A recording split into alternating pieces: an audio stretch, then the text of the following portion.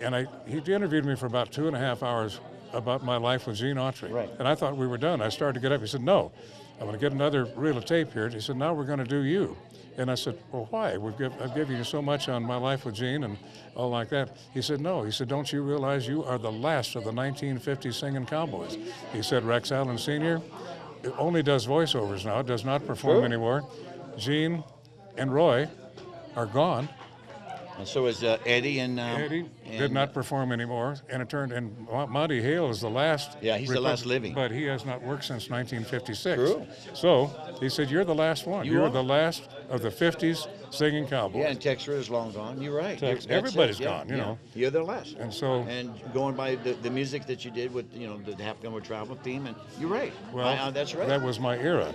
Rex Allen Sr. was the last of the silver screen cowboys. And one of the best. And the voice, And I'm going to ask because I respect your opinion. And I met all five men. And I really think that I know Gene and Roy are the most famous as far as Rex fame. Allen had the greatest voice. Yeah, I think so. Now that's what I wanted to see if you agree with me. He has passed those genes on to Rex Allen Jr. Yeah, I know. You know what goes around comes around. And I think second was Eddie Dean. Well, Eddie Dean had that golden throat, But all these guys were great friends. This was an era, was wonderful. I worked a lot of nightclubs, oddly enough, with Eddie Dean long after his movie career was over.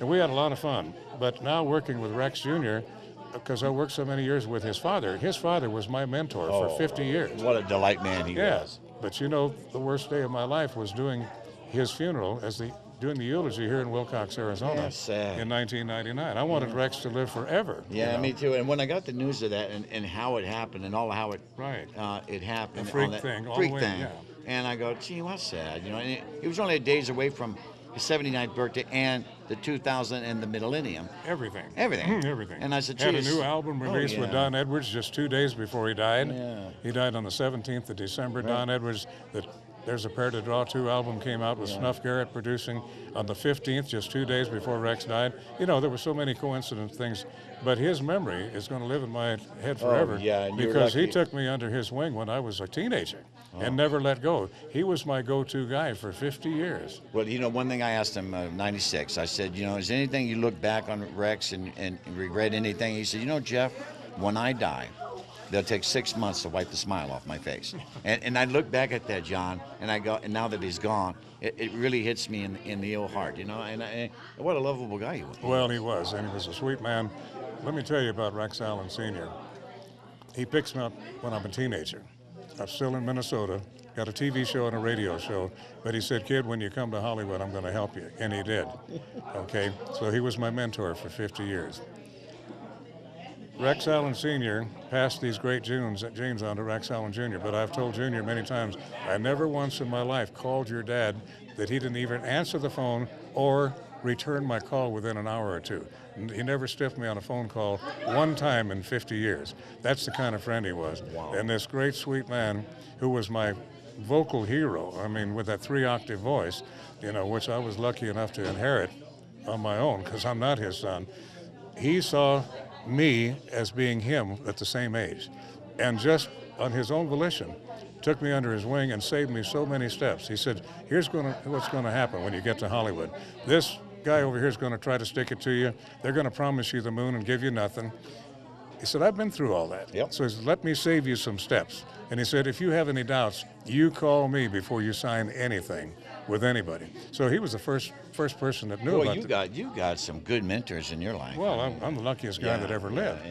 Who gets to work for your heroes and with your heroes all your life? Well, see, this is what makes my job so damn fun, because I came in at a time where I wanted to do it a lot of years earlier, but I had to raise a family. And doing this and meeting people like you, John, and telling, when you say these stories, and I knew a lot of these guys, I interviewed the guys that you're talking about, and you just hit it home a little better because you knew these guys for decades, and they were your mentors. And to me, that just tells me that it is also, I'm going to turn the table on you, it's a privilege to meet you. Well, it's a privilege to meet you, Jeff, and thanks for keeping it alive and well. If we had more Jeff Sutherlands out there, we would have our Western thing where we need it to be. Oh, thanks, and the John, acceptance of new people right. and kids today. Of course, the Western That's channel right. helps and so forth, but everybody can't do that. We need more of this individualized thing where you can sit down and get to know somebody and say, boy, that person really believes in what they're doing. You know, maybe this is a little bit of all right. True. And then people will be gypped out of those stories that you just told me. And, Well, and you know, to me, those are priceless stories. That's something should never happen. No.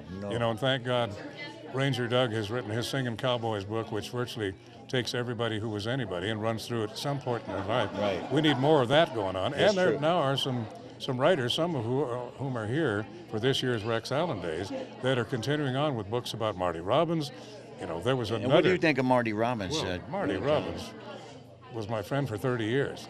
But what a great Western What a writer. great voice, You know. and what a great presence that he had. But he loved cowboy music. Oh, yes, he did. And he loved Gene Autry. Yeah. And he loved Rex Allen coming from Arizona. Marty Robbins was one of a kind. Yeah. We won't see his like again No, either. it's another giant. But you look at Marty Robbins' music, and it's right there with Big Iron, and of course El Paso will never be forgotten.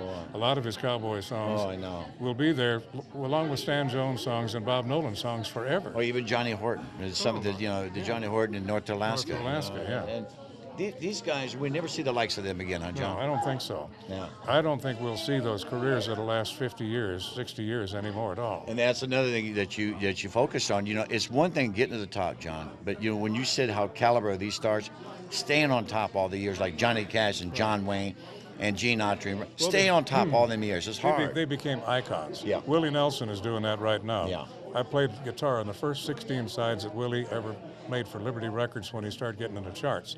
Willie was making $300-400 a week and thought it was all the money in the world. I asked him years later in Lake Tahoe, we were both performing, and I said, Willie, did you ever dream that what's happened to you is ever going to happen? He said, oh, Lord, no, I had nothing to compare it to.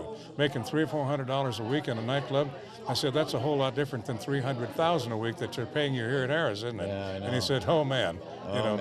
That big Willie Nelson smile. But you know, and guys like that deserve it, as far as I'm concerned, because you know these guys who come out of Saturday Night Live and I'm not going to name any names, but they're making $20 million a movie or whatever, astronomical. And Dale Evans, bless her heart, I talked to Dale, and she says in an interview, she said, Jeff, they didn't pay their dues. And so back in them days, you had you worked your way up. Exactly. Like you did, and like Johnny Cash did, and like Marty Robbins did. These guys worked their way up to the top. Well, they were all You don't starving do to death when they started. You All don't of do them. a show on Saturday Night Live and then make $20 million a movie. That's ridiculous. Well, right? So you know, Roy Rogers had the greatest line in the world when he found out that J.R. Ewing, Larry Hagman, was getting $100,000 an episode for Dallas back in the 70s and the early 80s. And Roy and Dale together were making $1,500 a week doing the Roy Rogers show and 2 episodes a week. Somebody asked us, well, Roy, what do you think about him getting $100,000 a week for Dallas? He said, it makes me want to puke.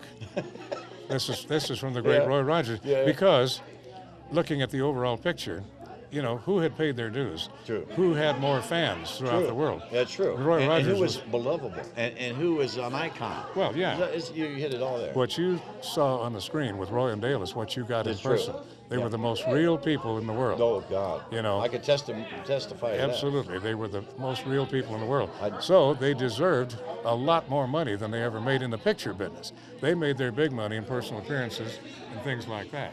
So there you go, my friend. that. Well, John, I tell you what, you have been delightful, and I tell you, I've always wanted to interview you, and I know why, because I always knew that you would be this way. Thank you, my friend. Thank you, Jeff. Johnny Western, everybody, and John, have a good show. Well, I'm looking forward to see you. Look forward to seeing you. All right, hey, I don't know if we're going to top Johnny Western, but hey, stay tuned for more on Jeff Star Talk and Rex Allen's 57th annual Rex Allen Days in Wilcox, Arizona.